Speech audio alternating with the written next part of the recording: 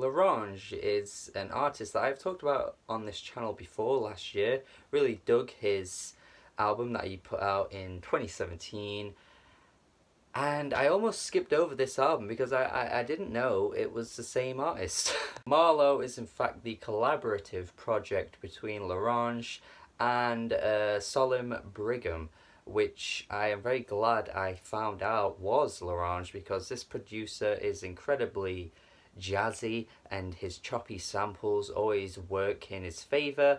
And it turns out that this collaboration has worked incredibly well. On his last album, L'Orange featured some really good rappers such as Odyssey, and they mixed together really well on his type of production. But I remember thinking that the next step for L'Orange is to actually incorporate more rappers in his music, because those beats need to be utilized to the best they can be. And sure, his beats work on their own, but the inclusion of Solemn Brigham is actually a match made in heaven, as they say, you know?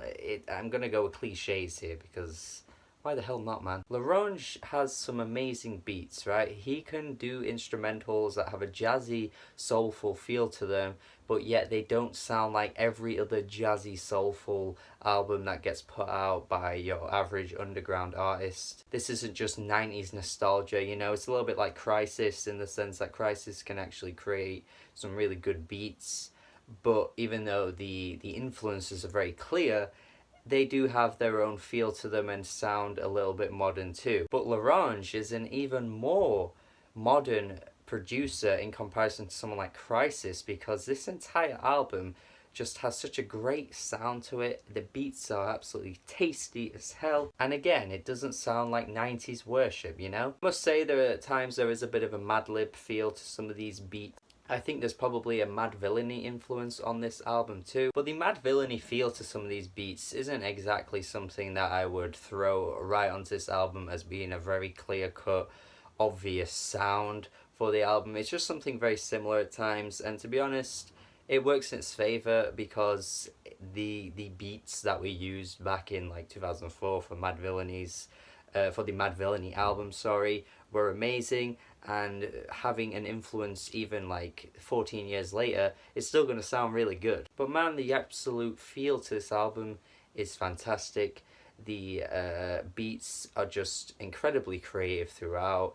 The runtime is like 39 minutes. The tracks run to 18 tracks.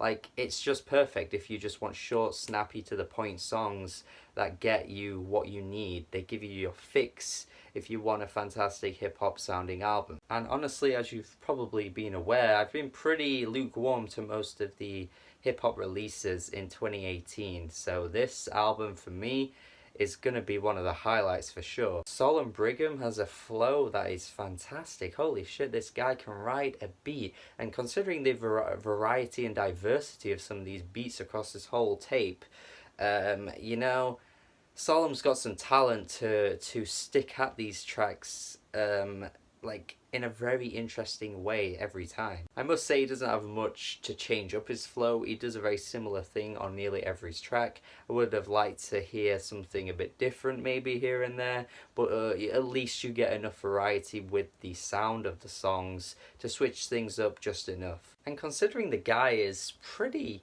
relatively unknown, the impression he's made on me just with one release here is unfathomable. Like, I really am hyping up any future releases from this guy now, because he really is a fantastic MC. The guy has barely a Twitter presence, even less so than me, but he's made more of an impression on me than most of the hip-hop albums I've heard this year, I'm not gonna lie. And I have seen quite a few other people praise him as a rapper recently too, after this album, and a few other critics as well, so I don't think I'm completely alone in that.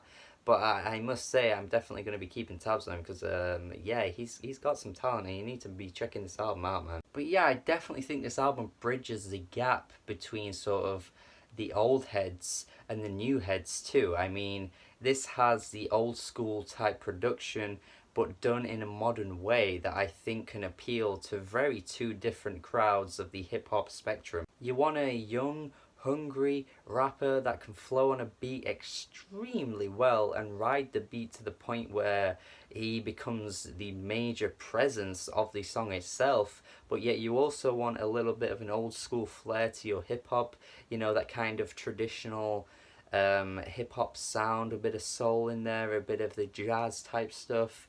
Then this is kind of it for you. I mean, this is a combination you're going to be looking for. Yeah, this is a free and great album. 8 out of 10 for me. Easy 8 out of 10. And I hope hip hop heads jump on this before the year is out, because it's certainly an album that you're going to want to hear. Let me know your thoughts on this if you have heard it. Please do go listen to it, then come back to me and let me know what you think. Subscribe to the channel for more reviews if you haven't already. Let me know your thoughts. Have a good day.